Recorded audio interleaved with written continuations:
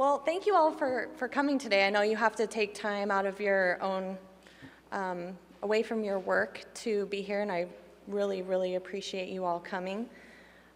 Today, let's get the slideshow up here. Gotta have visuals. Not that one. Perfect. So some of you are familiar faces, some of you are new faces. I look forward to having discussions with all of you.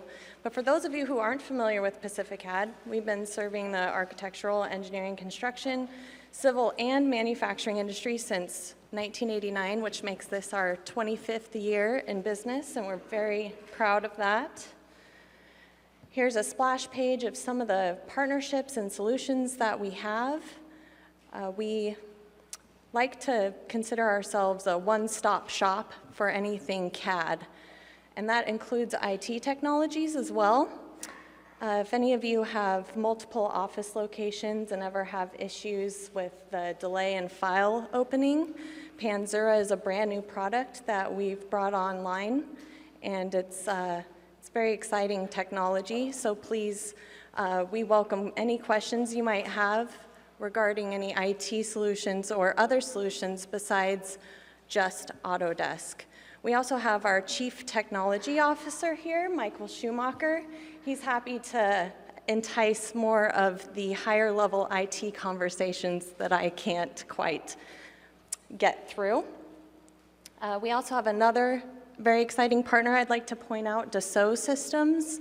Some of you might be familiar with CATIA or Boeing.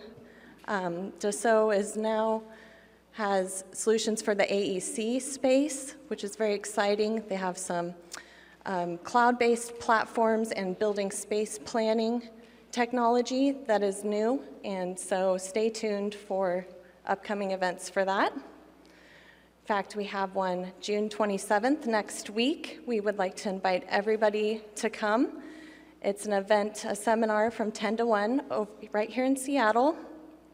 And please see us after the presentation or visit pacificad.com/3D experience to sign up or find out more about that. We also have a Revit BIM management class here in Seattle. We would love to have anybody attend. More details on our website. And without further ado, I would like to introduce our presenters today, the topic being rendering Revit models in 3ds Max.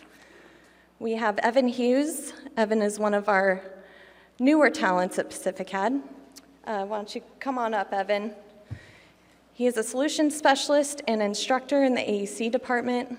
Out of school, Evan worked for a yacht manufacturer out of Westport, Washington, on the composite team and started using Revit in 2004. Please welcome Evan. He enjoys long walks on the beach and only runs if he's being chased, but watch out, ladies, he's married.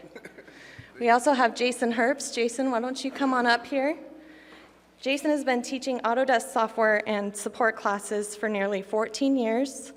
That time has been split between corporate, community, and community college settings, including 6 years at PACIFICAD now. Jason is involved with the new Dassault product line and is a lead AP, and his uniform is black. And then we have Dan Temple. Dan, please come up here. Dan received his Master of Architecture degree from the University of Idaho. Go Vandals. In 2013, along with the AIA Henry Adams and ARCC King Medals. Dan has taught a number of classes in BIM and computer graphics, including Revit. His video for his thesis was also nominated for the Best Student Film in the 2013 International CGA Architect Awards. We'll be hopefully showing that film at the end of the presentation, time permitting. Dan spent 7 years in the field of architectural millwork and furniture design. He is currently employed at Balance Associates, working toward licensure, and I'm happy to call him my friend. And it just dawned on me that I did not properly introduce myself. I am Kara Doherty, and I am the AEC account manager at PACIFICAD for this region. I hail my alma mater's University of Idaho, in case you couldn't tell. I have a bachelor's degree in architecture and am fairly new to the sales space, so I hope that I can understand the issues that you're having with your workflows maybe a little better than some. Without further ado, I'm going to hand it over to Evan, and he's going to talk a little bit about Showcase. Thank you. New talent. Wow, I feel like a movie star. So I'm just going to do a quick demonstration showing the benefits of Showcase. It's included in all building design suites. Has anybody used Showcase before? A couple of you? Okay, good. Well, for those of you who haven't, Showcase is a companion software to Revit Architecture and AutoCAD. It can be used to help visualize designs in context. It gives you some extra tools. You can think of it like a real-time renderer. It can run in the background, so Revit's not occupied. You can explore material alternatives with a quick click of a button, and you can create real-time presentations to convey design intent at any phase of the project. So I am going to minimize this to get Showcase open. So this is the sample project that comes inside Showcase. It is just a pretty basic house. The interface is very simple. The tools are all up above. When you pull it down, you have keyboard shortcuts that activate those particular tools. You can hide it to maximize your screen. So the first thing I'm going to show you is the A button pulls up alternative lineups. Now this is a great way to do a presentation in itself, but setting up these steps will allow you to create storyboards and further click through your model. So it orbits and zooms just like Revit, so it's very familiar. There's nothing too foreign about it. You can click on different external wall materials. It's all set up the way that you want it to present. So again, I'll turn this back on to all. So it's a pretty quick way to switch through materials and, like I said, convey your design, help make those key decisions going forward. So another, whoa, I'm really jumping around.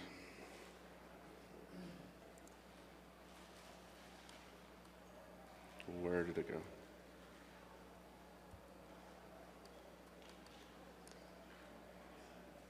Sorry?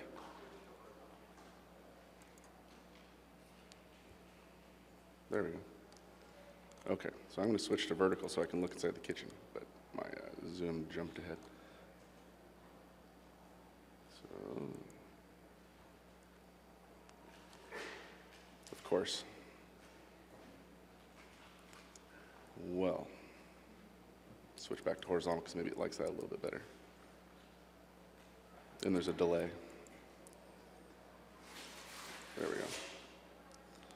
Okay, so very carefully I'll navigate. So with material selection, you can choose a surface and you can right click to select all objects of that material, quickly grabbing everything that you want to select. Press M for materials library, and you have your Showcase materials, Autodesk materials, just as you would usually see it, familiar materials. I'm going to come down to, let's just pick something and show you just how quick I can change the floor to granite floors. How nice would that be? Right, so you get the idea. It's very simple with material selection. Again, changing it to vertical, this is where my zoom factor is way in here. I wanted to show you some parts of the kitchen, but my zoom is wigging out.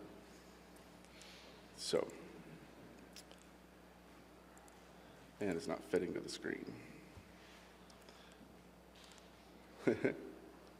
Okay, so the other steps I was going to show you is what's called shots. You press T for shots. These are camera positions that can be predetermined, and it gives you the perspective. Again, you can turn on the whole building here, shut down alternative lineups. Okay, so again, you have cinematic views, nice sweeping views as you pan through the building. Now, again, these are created to merge together with alternative lineups and make a storyboard. So we'll get into that next. Press U for storyboard. And this is a press play type application for that style of presentation. You press play. I'm going to press plus to try to speed up the play speed a little bit. But this is great because you notice that I had the Old English brick, and this is actually set with that rustic brick look. So this isn't just a camera position. This is a combination of alternative lineups with a camera shot. So it will toggle through the different materials that you would like to show. And it'll go through the different wood floor selections once it gets into the kitchen. And it's a really nice way to kind of give that feel of perspective with your design. So there it goes through the different rustic brick, and pretty easy to set up. Like I said, other than the zoom factor that I'm zooming in way too quick, all of these are relatively easy to use, easy to learn.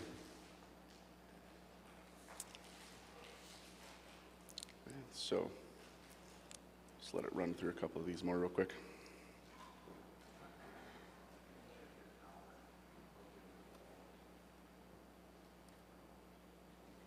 It is.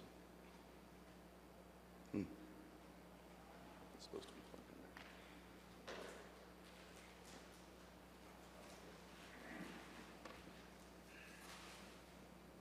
No, it's not plugged in. The blue light's not on.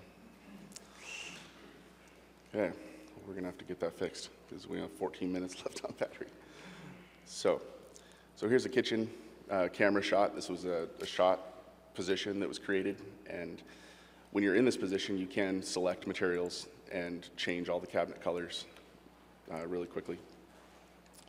So I'm going to stop this camera view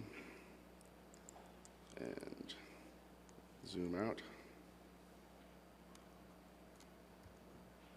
Wish that I knew why that, I'm in a hallway here.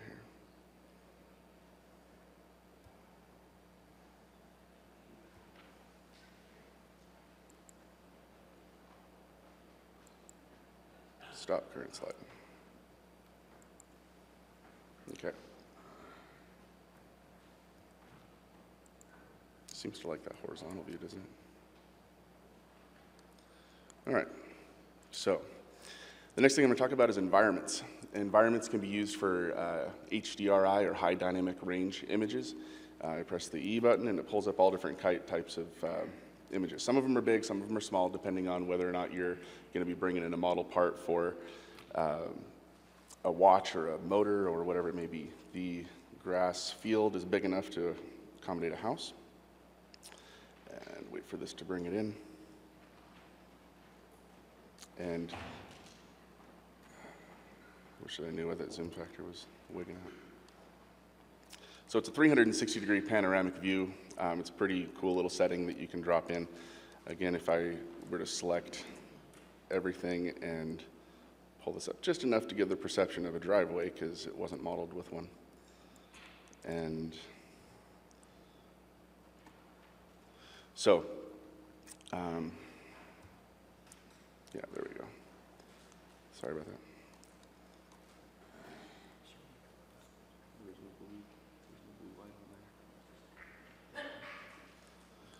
So the last thing I want to talk about with Showcase is Ray Trace. Ray Trace has some really cool settings. Right now I'm in a both shadows mode. Press R for Ray Trace. It's going to enable Ray Trace. And essentially whatever view or position you're in when you're orbiting around, that's where it's going to start to render. Now, your battery.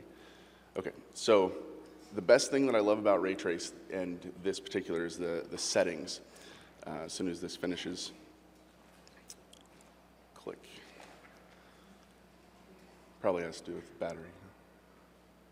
So anyways, rendering in Showcase allows you to be in charge of how much time you want to commit, what render level do you want to go to, if you want it to be for 5 minutes, 10 minutes, your lunch break, or overnight. So you're in complete control. You don't have to sit there and be at the mercy of rendering or tying up Revit like we're used to. That's better. Thank you.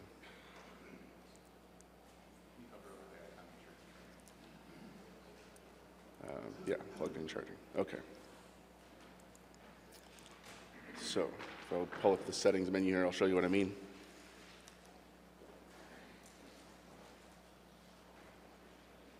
It's thinking really hard.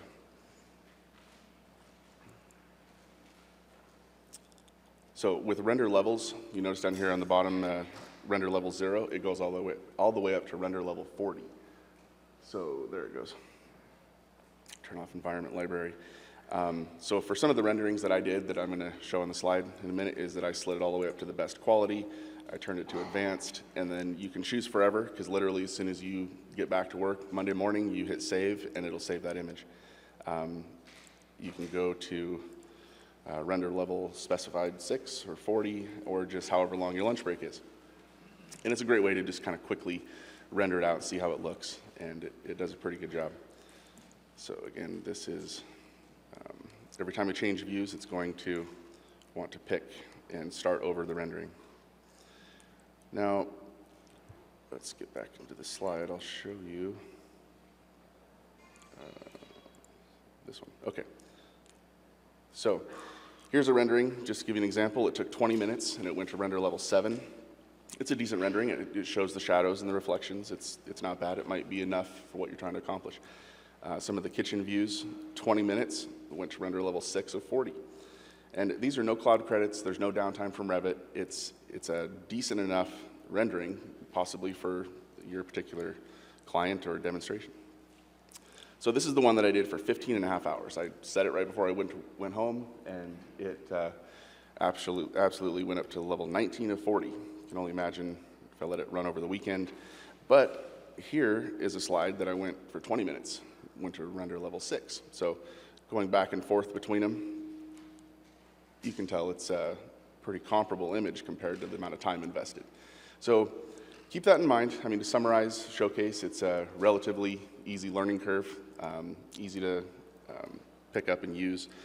There's no downtime from Revit, and there's no cloud credits required. So you can continue working in Revit, and it won't interrupt your workflow. So that's all I have. With that, I'm going to turn it over to Jason. He's going to talk more about Revit rendering and go from there. Sorry for the technical problems, but what's a presentation without a technical problem, right? So what I wanted to show you is I want to show you some stuff that's right in between where Evan was talking about, in that we can very iteratively, very quickly, we can go through a bunch of different materials. Well, what if you have already gone through that procedure, that process with your client, and you're already now done with selecting materials? You don't need to, to bounce off them anymore. Do I want the rustic brick? Do I want this finish? Do I want that finish? You've taken all those materials suggestions and choices all the way back into Revit, and you have applied those materials to walls, doors, windows, floors, anything that you need to apply. So what I did here is, if you're familiar with the stock sample architectural project that comes with Revit, everybody's seen that? You might not have gone in and played with it a whole lot, because it's the thing that comes up for the first couple times on your splash screen until you finish, you populate it with all the models that you've already, that you're working on. So I wanted everybody to be able to have access to the same thing. There's nothing up my sleeve here. I got tasked with making the renderings that were somewhere in between what Evan was showing with Showcase and what Dan is going to show us out of 3D Studio Max. So what I did was I just picked some common views. There's some views here that are quite comparable to what Dan's going to be showing you. And the reason that I wanted to show you this kind of stuff, this is just right out of the box. When you guys have any of the building design suites, you're going to have access to Showcase and to Revit and to 3D Studio Max. So this is the kind of middle-of-the-road approach. This rendering took about an hour. I did this on a computer. I think it had 24 gigs of RAM, the 3 gig processor. I think it's an i7 processor. I just let it kind of chunk away. I set the settings kind of high. I wanted to make sure that it was a decent-looking rendering. But remember, we can go with Showcase, and we've got some really quick iterative changes. Now I'm getting a little bit more in-depth involved with the material choices in Revit. So another one that I did, again, I'm not messing with any of the material settings. I let it choose, let's see, I chose both external and internal light sources. And again, I didn't mess with any of the materials at all. So some of these images look pretty good, depending on what you need. Okay, if this is something that's going to be pretty quick, I've got an hour hour and a half to do a quick rendering. Client wants to see the actual material choices on here. Awesome. Go right out of Revit if that's what you need. Another shot in the basement area. You're going to also start to see things that are kind of unexpected. I've got this kind of moire pattern on the floor here. Those are things that I can't really spot until after I'm done with the, with the rendering itself. So this rendering, I thought turned out pretty good. I've got a couple of bright spots in there. And again, there's no post done on these at all. I've got these bright spots that I probably would not be desirable. I'd probably address those in post. But I'm getting some pretty decent reflections. Again, a fairly moderate laptop computer. This took 3 hours. That's a pretty long time. But it's not a bad image. Again, you could set that and go to lunch. Oh, unless you had a 3-hour lunch, I guess. Okay. So is everybody familiar with rendering in the cloud? Who's rendered in the cloud? Are you happy with the results? No. Yeah, I know. God, I know. So this took me 30 minutes. Or no, this was Evan. You did this one. 30 minutes and 16 credits. This one's not bad, but it's 30 credits. This one took 8 minutes and 16 credits. What I want you guys to pay attention to right now is look at the grass. Okay. What this person did is they hired the person that keeps track of the grounds on baseball fields, and they made the lines, right? So again, what we're seeing is we're seeing some things that are rendered in the cloud that, is this acceptable? Depends on what your audience is, okay? Here's one, just the basic 3D shot that comes with that sample project that comes with Revit. One thing that I noticed, I don't know if you can see this on the screen, but in general, what direction do the standing seams go on a roof? Just saying. This one was another cloud render I did, and this was only, I want to say like 5 or 6 credits. Okay, so being that we're at the end of my show, again, keep in mind that what Evan and I were showing you were all stock out of the box. Hit go, you can make changes, material changes really quick. If you're experienced with using Revit, obviously you can do the Revit renderings like I did. Evan, I think, had about 8 or 10 hours into playing with Showcase and was able to turn out some pretty cool stuff. So, speaking of really cool stuff, drum roll please. I would like to bring up Dan, and he's going to blow your mind with some awesome renderings. This is the way that rendering should be done. Just saying, no pressure. Thanks for the kind introduction. I also wanted to say thanks to PACIFICAD for asking me to speak. It's been 2 months since I moved to Seattle, and so being able to give a talk on rendering in the Seattle Central Library, which I only saw for the first time 3 months ago, is pretty cool. So let's see if I can pull this up. So what I'm going to talk about is rendering in 3ds Max using Revit geometry augmented by additional Max geometry and textures. I specifically generated my images with V-Ray, which I highly recommend if you've already invested in Max to invest in V-Ray, because it's just an incredibly, in my opinion, superior engine for ArcViz. And it's a little bit of a difficult topic to talk about because Max is kind of there's a learning curve involved with it, and so it's kind of like, well, what do I talk about? Do I try to make it a tutorial that lasts 45 minutes or 40 minutes or whatever, or do I just show some cool images? So I've tried to land somewhere in between, talk a little bit about my workflow, some of the time involved, some of the hardware involved, a typical material setup, a typical scene setup. So basically just what I just said is I'm going to talk about workflow and concepts. Going to show some renderings, going to show a material, going to show some other uses for Max, slightly outside of the ArcViz realm, specifically furniture design. And then I'm going to show you some useful links and links to plugins so that you can, after this, if you're interested, follow up using that. So just the basic workflow of moving from Revit to Max is actually pretty easy. You link the model rather than import it. Probably everybody here sort of knows that or or might have heard of that term, linking. Basically, you bring in your model into Max, and then somebody else could be working on the Revit model, and then you're populating the Max model with your high-res textures, your cameras, your lights, whatever, and then they can then over time bring in a new updated Revit model, and your materials and lights will stay. So you can kind of be working concurrently with somebody else. And you strip the Revit materials, especially if you're going to be using V-Ray. So that's like right off the bat, you have to kind of know that the materials that come in from Revit, if you're going to be rendering in Max, you probably want to replace them. You saw the grass. So, and then you're going to want to set up your lighting. I actually have started to really predominantly light my scenes with what was mentioned earlier, or HDR lighting, so you can get super accurate, nice reflections with interesting clouds, and I'll show a little bit more about that soon. You can also scatter grass and trees, so you're actually working with 3D geometry in that way, and time was when 3D grass looked pretty darn bad, and it certainly still can. But if you set it up right, it's got translucency, it casts shadows, it shows up in reflections. So then you place your cameras, you balance your lights per camera, and then you bring in the updated Revit model if it's been updated, and your materials stay, your lights stay. It's an iterative process, and you can use it as part of the design.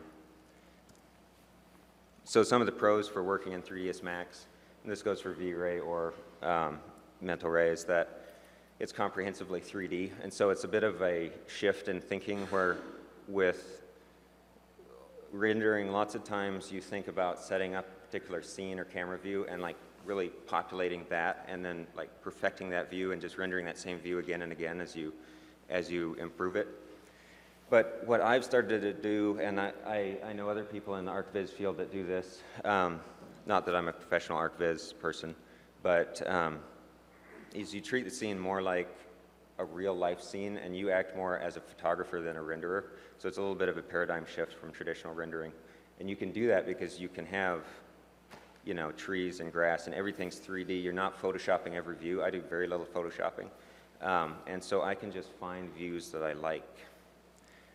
And scalable and flexible, so it's quite powerful. You can do all kinds of things, depth of field, animations. And the cons, obviously, learning curve. It's incredibly intimidating for first-time users because it actually has a lot of functionality that you don't even need. Hardware requirements, you should really have at least 16 gigs of RAM and a decent CPU and video card. And costs, and that kind of goes with hardware as well as the cost of the software. And this isn't the most critical slide, but I did want to talk about it just a tiny bit. Rendering is going in kind of two different directions right now. There's biased and unbiased. So what biased is basically what you're rendering out of Revit most times. It's the default V-Ray renderer, it's the default Mental Ray renderer. And it basically, it simplifies the scene, and it just kind of says, okay, in general, I'm gonna bounce light 20 times, and then whatever the results are, I'm gonna blur it out, and I'm gonna just end up with what I end up with. And you lose a little bit of accuracy and sharpness, but that's a pretty standard way to do it. The new generation of rendering is unbiased, where it just continues to calculate and calculate and calculate. And sometimes that's based off your CPU, but it started to move toward the video card, or the GPU. And that's for a variety of reasons, but basically video cards are really good at floating point math, and they're really good at thinking about a lot of things at once, like light bounces. So keep an eye out for that as you look at rendering solutions. Some of the downsides of the GPU is it's really slow on interiors. It's really fast on exteriors. It's a great way to balance your lights really quick. So V-Ray actually comes with V-Ray RT, which is a real-time rendering solution that uses your GPU or your CPU if you choose to, or both, but at the same time.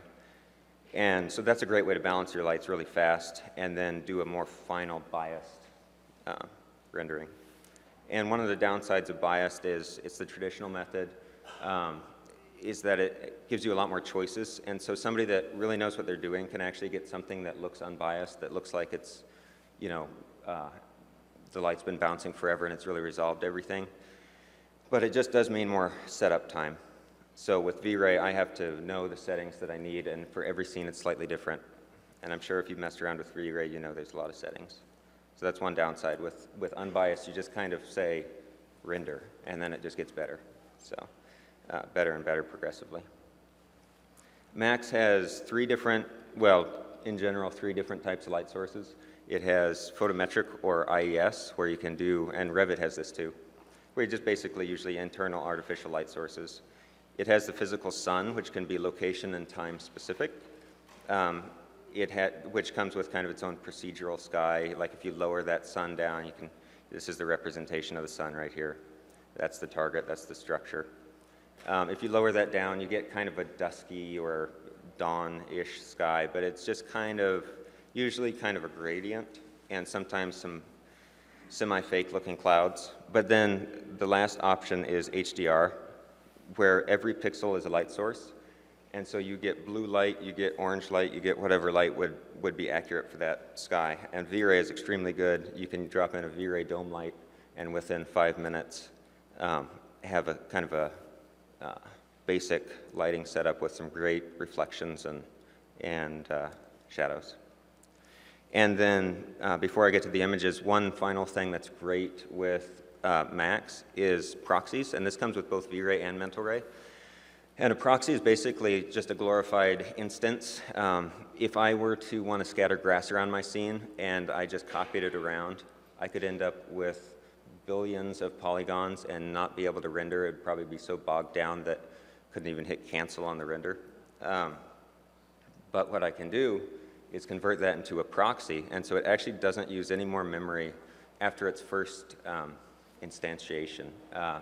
So it's this kind of, like, you can get scattering plugins. You can make one clump of grass, and then you can say, scatter this over this field. And in general, kind of rotate a little bit, and scale up and down a little bit, and scale left to right a bit, so that it doesn't look repetitive. And none of those beyond the first instance takes any more memory than that initial one. There's a little bit more memory used by the light calculations, but there's not a heck of a lot more memory used, or any memory used with additional geometry. So you can have, that's how the movies do it, the visual effects field. Everybody uses proxies. And it's got applications not just with foliage and grass, but with high poly furniture. You might proxy your first chair and then arrange that around a table, and it reduces file size and it reduces memory footprint. So this is after 5 minutes. You bring in the model. Like I said, you strip the materials, you drop in an HDR sky, and you balance your lights. This is actually a V-Ray RT render that resolved in probably 3 minutes, so maybe less. So then I just spent some time swapping out the sky, trying to find the look I wanted, trying to decide, you know, do I want shadows over here, do I want shadows over there? Do I want this sort of linear color space where the whites get blown out? Or do I want something that's this is actually called Reinhardt color mapping, where it takes that super bright beyond 1.0 white pixels and it saturates them with color. So you can see you get your clouds back. So just that initial light balancing, that's probably a 10-minute process. And these are some of the different HDRI skies that I used. I own a dozen of them, and I never really need any more than that. And they're super high res. They're like 7,000 pixels, and they're 32-bit, so you just get amazing color from them.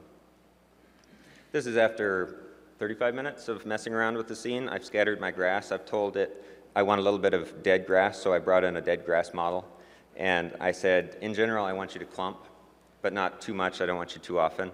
So these are all, it's a parametric scattering plugin. I've started to mess with a displaced standing seam texture, displaced corrugated metal. We'll talk about displacement in a second. And soon I'll tell it, hey, I want you to avoid these solar panels. And so then the grass won't grow through my solar panels. You can avoid by object, you can avoid by spline. I've already told it to keep the grass away from the walls, a reasonable amount. And I just already had this grass set up, so that's why it was only 35 minutes. I just imported an old scene. I said, scatter on this plane and sync with this camera. So there's actually no grass behind the camera beyond 10 feet. So there's kind of this field of view of grass going out if you were to look at the model in a top view. So it's pretty efficient. This is after a couple hours of messing around. I've textured the, and this is probably with my render farm, which I'll talk about, 35-minute render, 30-minute render. Everything is 3D. The bark is displaced. I have real-time depth of field with, oh, this doesn't highlight the bokeh very well, but you get a little bit of bokeh effect through the leaves. The leaves are translucent. These are all trees that I already had. So once you set up your assets and you get your assets like lined up in files and organized, which I'm not very good at, then you can just bring them in and say, hey, scatter birch trees around my building. And you can mess around with the scattering until you're happy with it. And then I decided these are going to have been rained on, so I want to apply a reflection glossiness map, and so they look a little smudgy, you know, just things like that. A little bit more messing around, a little bit of post work, some vignetting to focus you on the building. And then this is a different HDRI sky. So like I said, you can get a totally different feel just by swapping your sky. I turned on some lights inside and dropped in some furniture that I already had. So this is, you know, 4 hours into the project. But the thing is, I'm setting this up, but then I can render a camera from anywhere because I've got trees covering all the horizons lines, and everything's already textured and everything's pretty well set up. I decided to just show you, you know, treating the scene like a photographer. You can just really drop the camera down, you can play with depth of field, you can change the lighting, and with everything being 3D, including the grass and trees, you just get to have a lot of fun sort of discovering your building.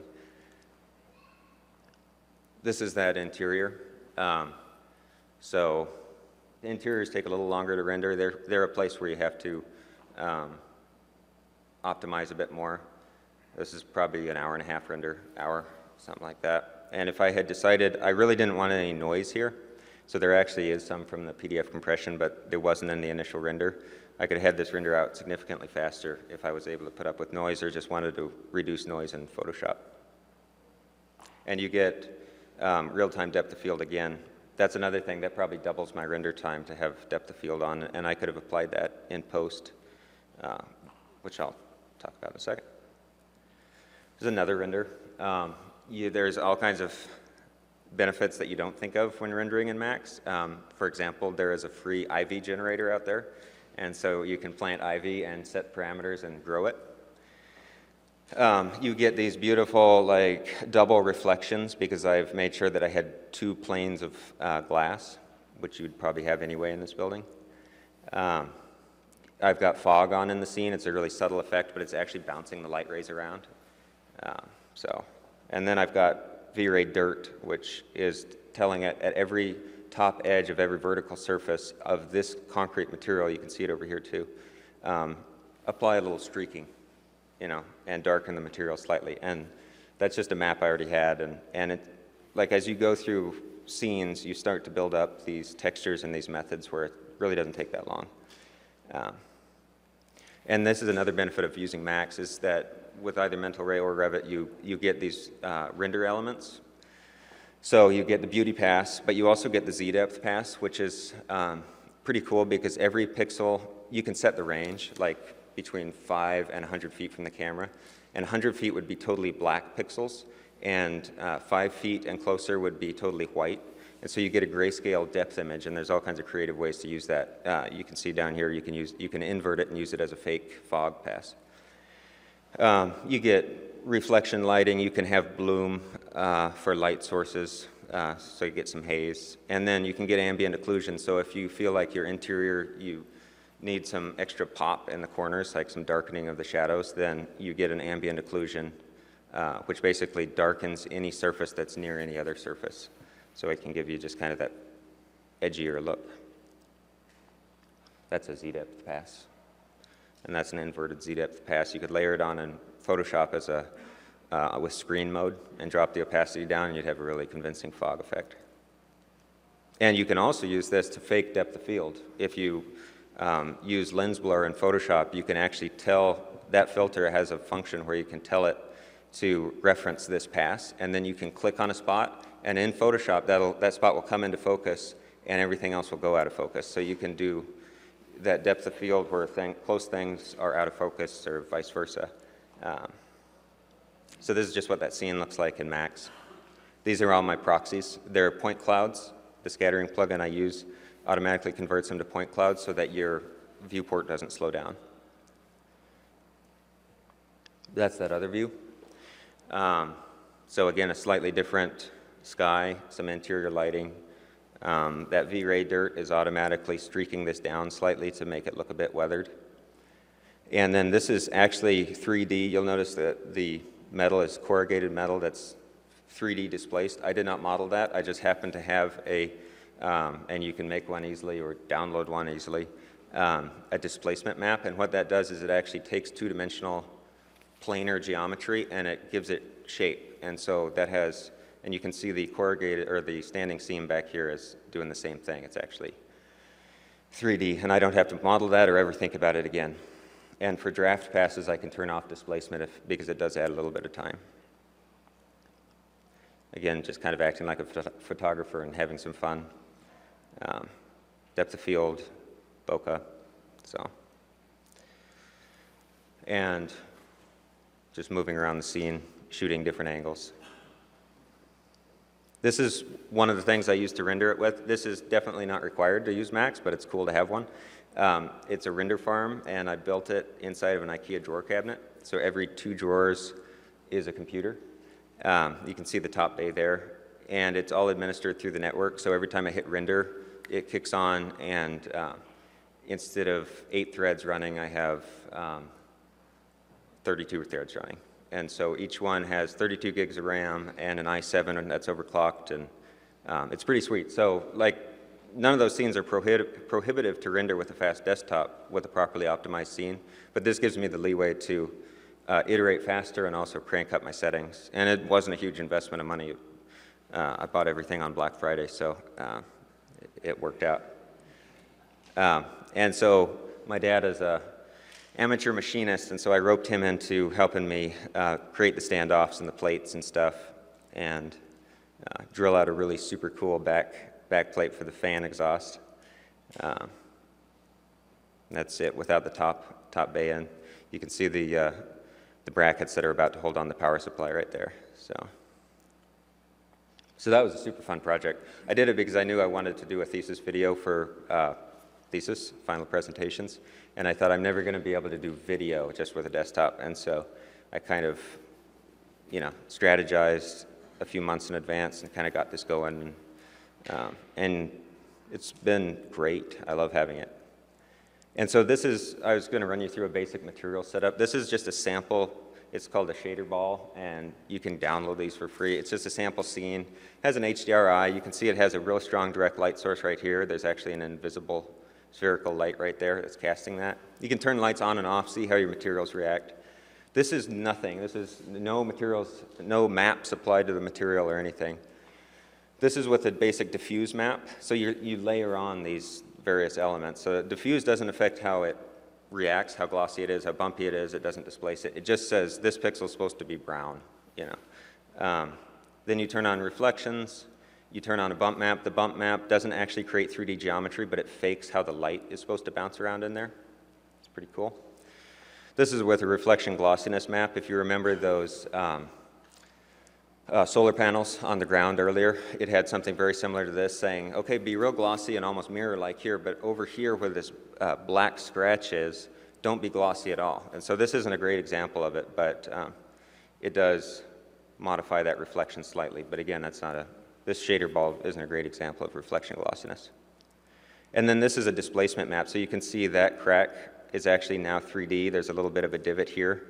I have a better example in a second of displacement, but you can see it's actually forming geometry based off this. Whatever's white stays put, and whatever's, comes out toward the camera, and whatever's black either recedes or stays put. And so these black cracks here, you can see, don't expand, whereas all the white stuff does. So just some final adjustments. And then there's me flipping off that light just to see, okay, well, this is actually more typical, just an HDRI for like sheet form concrete on an exterior render. I just wanted to make sure it wasn't, this makes it look glossier than it really is. This is more like what I wanted. So it's nice to have a scene like this where you can just kind of quickly run through a material. It takes Once you know what you're doing, it takes about 15 minutes to set up a material. If you want to go nuts on it, maybe it takes 45 minutes, but then you have it forever. This is just an attempt at chart sighting. It's a better example of displacement. You can see that it's actually forming grooves there. Tongue and groove. This is the wood material from the earlier render. And that's what it looks like. Max has this awesome material editor called Slate. It's kind of like using Grasshopper or something. It's node-based. It's graphical. This is a medium complex material. They can get kind of crazy, but you can blend different materials with other materials. But it's a pretty intuitive, graphical way. You get a little preview here. You can expand that if you want. And you can just kind of bring your maps in, make sure that everything's plugged in where it's supposed to go. You can see diffuse, reflect, bump, reflection glossiness, and displacement. So this is that concrete material from earlier. And then V-Ray has this other thing that's really cool called V-Ray two-sided. It gives you a translucent material without taking much time. So this is what I use on all my leaves and grass. This is a frame from my thesis video. And I've used it on both the stems and the leaves. And so it bounces light around a little bit. And you can also tell it where to be opaque. And so you can apply what's called a translucency map. So the stems, this is a hand-painted, with my tablet, hand-painted veins on the leaves. And so it doesn't bounce light around where the stems are. So it's super fast. It doesn't do any complex calculations. It just kind of fakes it. And it works really well with planar geometry, so your leaves stay pretty lightweight because these don't have thickness to them. And so it's just a great way of, V-Ray is really well catered to, or catered really well to ArcViz. And that's from thesis, but I just thought that shows V-Ray two-sided, a little bit of fog. It's kind of the same thing. This is an example of using rendering in design. I used to be into cabinet making and millwork. And so this was, on the left is me sitting down with V-Ray RT, messing around with a cabinet design, trying to decide if I want to change the color, change the glossiness. You can see the glossiness is different in the end product. But I was also really just interested in the contrast between the woods. And so I could have done it with a Photoshop mock-up or something, but this was cool because I could rotate it around in basically real time and take a look at it and say, oh, do I want 2 pegs at that tenon joint or do I want 1? And, what if I stretch it? And Max is really, really good for manipulating geometry really fast. So it's actually pretty good for this kind of thing. So some of the software I've used has been 3ds Max Design, obviously, V-Ray. Forest Pro is that scattering plugin that I use. I highly recommend it if you decide you want to go this route with your renders. It's just the way to go with scattering. It's a little bit expensive, but it's not horrible. GrowFX is a parametric tree modeling system, so you can, similar to scattering things, you can say, grow a branch and have the branches start 20% of the way up the tree, and then they tend to branch 20% of their length, and then put leaves on 75% of the twigs. And so then you can generate, once you set those parameters, you can generate new instances and variances on that tree. But I also just download a lot of my trees because it's so time consuming. So most of the trees I think all the trees you saw were just free downloads from a link on the next slide. So RailClone is cool. You can Google it if you want. I won't take time to talk about it, but it's pretty neat. And then Mighty Tiles, walls, multi-texture, they're ways to do paneling, so you could use it on the paneling in this room and it would be really effective. So you can check into those things if you want. Bitmaps, I just get my bitmaps from CG Textures, or I have some professional ones that I bought from Arrowway. And these are some good 3D model sources. And I guess this presentation will be up on YouTube, so you can always check these out later. And same with the inspiration. I just wanted to try to get as much information out there as possible, so I thought I would list all the stuff that's helpful to me. Some paid tutorials down there. Viz Corbel is a really great resource. And then I'm going to show my thesis video if we have time. That's my website, my email. And then this is, again, just me having fun with depth of field, showing a displaced bark system with a little bit of moss. And so And then this video was created with 90% Revit geometry except for the foliage, and I mean, you can probably guess what was Revit and what was Max, but the building, let's see if this plays. Let's see, where is the, does anybody know this system better than me? Huh. I hate Windows Media Player. Play. If I click on that, will it work? No. Video.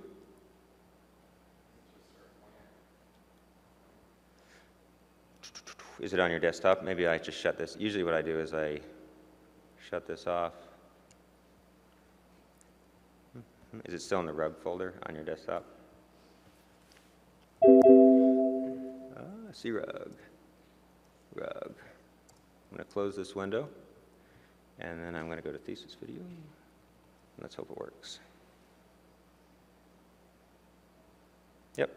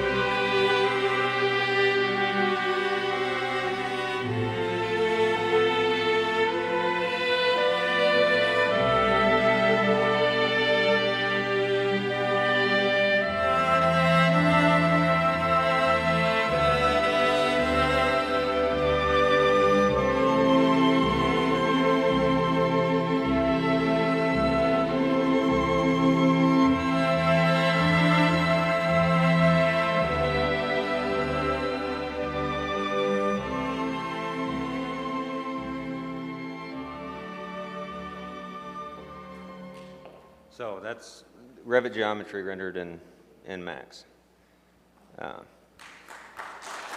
Thanks.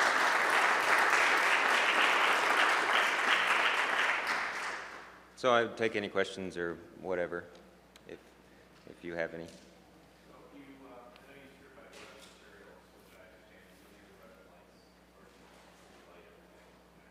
I light everything with Max. You could leave the lights in. I think it works just fine, and that'd probably be a big time saver. V-Ray will deal with Max lights, or I'm pretty sure Revit lights. They're kind of the same thing. One thing you might have to do is go into the light and select it and just say enable V-Ray shadows. But yeah, you don't have to. V-Ray will even render Revit materials. I just, for speed and quality. Yeah. Yeah. Sure. Pardon? Sorry, will your PowerPoint slides be available online? Yeah, I mean, I don't have anything unless there's some overarching policy I don't know about. What's the best way to get a link to people? Oh, will this PowerPoint presentation be available online?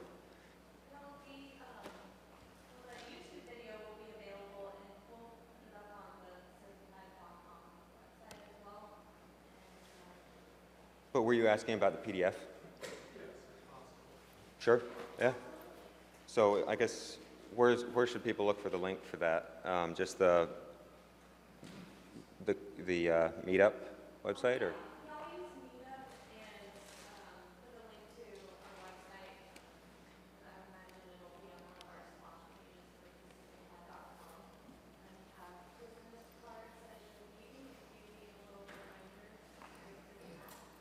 I don't have business cards, but that's my contact, so.